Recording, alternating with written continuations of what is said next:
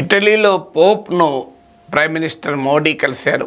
ఇటీవల G7 సమావేశాలకు వెళ్ళిన సందర్భంగా కలిశారు. సాధారణంగా అంతర్జాతీయంగా మన దేశాధినేతలు వెళ్ళినప్పుడు ఈ రకమైన డిప్లొమాటిక్ కర్టసీస్ సహజంగా జరుగుతాయి. కానీ ఈ డిప్లొమాటిక్ కర్టసీ దేశీయ రాజకీయాల వల్ల వివాదమైంది. ప్రతిపక్షాలు ప్రశ్నిస్తున్నాయి ఏంటంటే, దేశంలో మైనారిటీల పట్ల మోడీ వైఖరి ఏంటి, విదేశాలకు వెళ్ళినప్పుడు ఏ రకమైన వైఖరి అనుసరిస్తారు. మొదటి నుంచి కూడా మోడీ దేశంలో తన రాజకీయ అవసరాల కొరకు మైనారిటీలను టార్గెట్ చేస్తూ ఉంటారు. చేసిన సందర్భంలో మౌనంగా ఉంటారు. ఇటీవల ఎన్నికల సమయంలో ముస్లింల ప్రస్తావన ఎన్నిసార్లు తెచ్చారో మనకు తెలుసు. హిందువుల మంగళసూత్రాలు తీసుకెళ్ళి ముస్లింలకు ఇస్తారు, రిజర్వేషన్లు తీసుకెళ్ళి ముస్లింలకు ఇస్తారు అని టోటల్గా తన ఎన్నికల క్యాంపెయిన్ మొత్తం యాంటీ ముస్లిం క్యాంపెయిన్గా నడిపారు. ఎస్పెషల్లీ మొదటి 2-3 దశల్లో ఓటింగ్ తగ్గి ఎదురు దెబ్బలు తగులుతున్నాయని అర్థమైన తర్వాత. కానీ ప్రపంచంలో మీరు ముస్లిం దేశాలతో సంబంధాలు చూస్తే మోడీ హయాంలో బాగా బలపడ్డాయి. అందులో సౌదీ రాజుతో, యునైటెడ్ అరబ్ ఎమిరేట్స్ రాజుతో మోడీకి ఉన్న వ్యక్తిగత సంబంధాలు కూడా మనకు తెలుసు. అంటే దేశంలో ఒక విధానము, అంతర్జాతీయంగా మరో విధానం అనుసరిస్తాడు అన్నది మోడీ పైన విమర్శ. క్రిస్టియన్స్ విషయంలో కూడా మణిపూర్లో చర్చిల విధ్వంసం జరిగినా మోడీ మాట్లాడలేదు, మోడీ ఖండించలేదు. తన ప్రభుత్వమే రాష్ట్రంలో కూడా డబుల్ ఇంజన్ సర్కారు ఉన్నా కూడా ఆదేశించలేదు. ఇప్పటికీ మణిపూర్ వెళ్ళలేదు. మణిపూర్లో Kuki tribals Christians by faith వారిపైన దాడులు జరుగుతుంటే కనీసం మాట్లాడటానికి కూడా పార్లమెంట్లో పెద్ద యుద్ధమే చేయాల్సి వచ్చింది.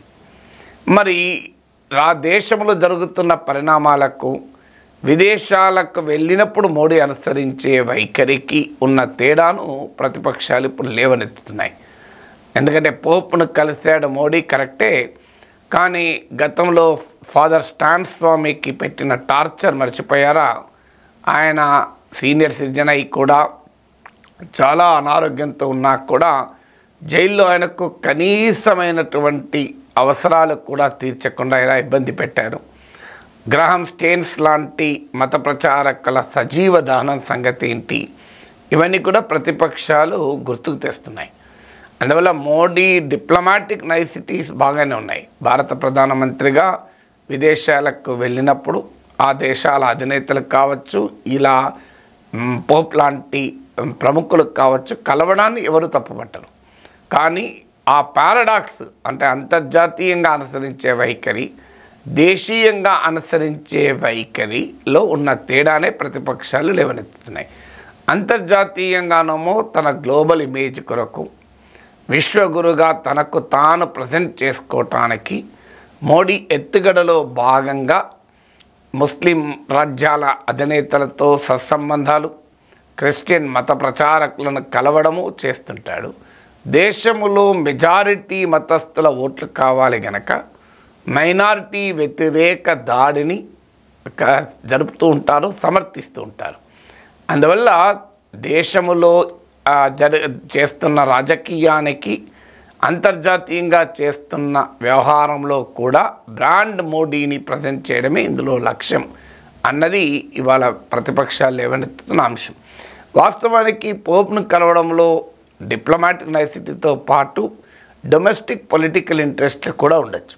ఇటీవల క్రిస్టియన్ మైనారిటీస్ అవుట్ రీచ్ కార్యక్రమం బీజేపీ చేపట్టింది. హైదరాబాద్లో జరిగిన నేషనల్ ఎగ్జిక్యూటివ్ మీటింగ్లో మోడీయే పిలిపించాడు. మనం గోవాలో, నార్త్ ఈస్ట్లో క్రిస్టియన్స్ ఓటర్లను బాగా ఆకర్షించగలిగాం. గణనీయంగా క్రిస్టియన్స్ ఉండే గోవాలో బీజేపీ అధికారంలోకి రాగలిగింది. నార్త్ ఈస్ట్నైతే మొత్తం దాదాపు అందరూ క్రైస్తవులు ఉన్న రాష్ట్రాల్లో కూడా బీజేపీ గెలవగలిగింది.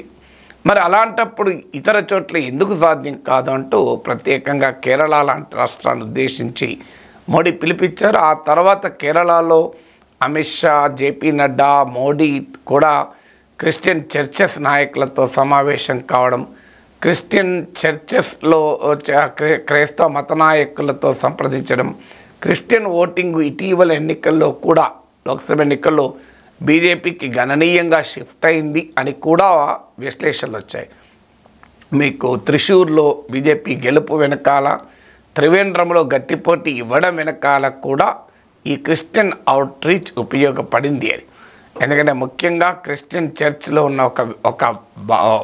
ఒక విభాగం, ఒక వర్గం బీజేపీ వైపు అనుకూలంగా షిఫ్ట్ అయింది అనేది ఒక విశ్లేషణ. దానివల్ల బీజేపీ ఓటింగు పెరిగింది, ఎన్డీఏ ఓటింగ్ కూడా పెరిగింది. అందువల్ల మోడీ విదేశాల్లో ఉన్న దేశీయ రాజకీయాలకు ఉపయోగపడే పనులే చేస్తాడు. లండన్లో ఉన్న సమయంలో కర్ణాటకలో ఎన్నికలు జరుగుతుంటే వెళ్ళి అక్కడ బసవేశ్వరుని విగ్రహానికి పూలదండ వేశారు. అందరికీ తెలుసు కర్ణాటకలో బసవేశ్వరుని పట్ల ఉన్న గౌరవము, లింగాయత్ ఓటు బీజేపీకి ఉన్న లాయల్ ఓటు కావడము. అందువల్ల లండన్లో పర్యటించినప్పుడు కూడా ఇక్కడ దేశంలో ఎన్నికలు జరుగుతున్నాయి, కర్ణాటకలో ఎన్నికలు జరుగుతున్నాయి, తాను లండన్లో చేసే పని కూడా కర్ణాటకలో ఓట్లు పడాలి అనేంత ఆలోచనతో చేస్తుంటారు. అందువల్ల ఇటలీలో పోప్ను కలవడం ఇంటర్నేషనల్ డిప్లొమసీలో ఒక భాగమే కావచ్చు, కానీ అందులో దేశీయ రాజకీయ ఇంట్రెస్ట్లు కూడా ఇమిడి ఉన్నాయి.